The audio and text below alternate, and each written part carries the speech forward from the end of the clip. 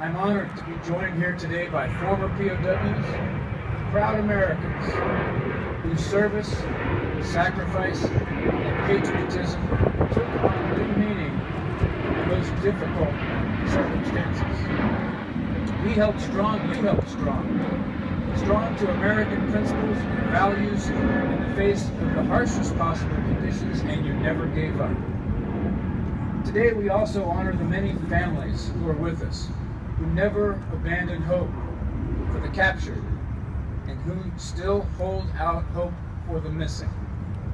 Your unwavering faith and love are an inspiration to us all and have been for many decades. As we mark this important ceremony, our thoughts are never far from those who make those sacrifices for our freedom. From the dedicated soldiers, sailors, airmen, marine, and Coast Guardsmen before you, to the thousands of service members deployed across the globe today, our country's young men and women continue to confront the dangers that threaten our great nation as they go into peril.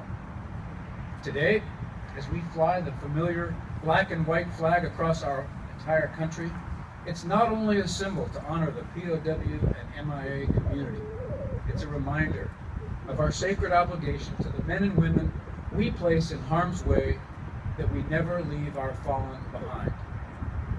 Families like the ones here today, who send their loved ones into danger with the expectation that the nation will bring them home. Indeed, this is one of the most important pledges we make, and we have to seize every possible opportunity to reinforce this fundamental commitment. We owe a special thanks to those who dedicated themselves and worked tirelessly to bring our loved ones home.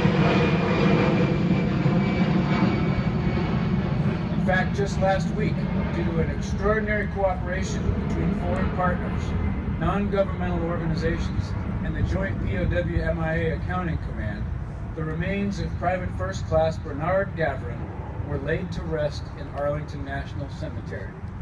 He's home at last after 70 years. Private Gavrin was a World War II soldier from Brooklyn, New York.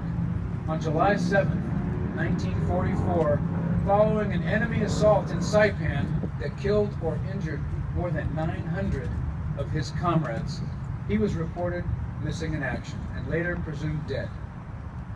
Given the circumstances of his loss, his remains were deemed non-recoverable. But his family never gave up, and neither did we. And last year, Japanese NGOs recovered human remains and personal effects belonging to an American serviceman from an unmarked burial. They were turned over to the Joint POW MIA Accounting Command, which positively identified them as belonging to Private Gavrin. Thanks to forensic identification tools, well-established relationships and partnerships, and the dedicated efforts of the JPAC and many others, Private Gavrin's family gained the closure they so richly deserved. There are many more families who deserve closure, and warriors who deserve proper military honors and recognition for their selfless service. So today we reaffirm our commitment, and we rededicate ourselves to that important work. We will not call our mission complete until all of our fallen are finally home. So thank you again for sharing this remembrance with us today.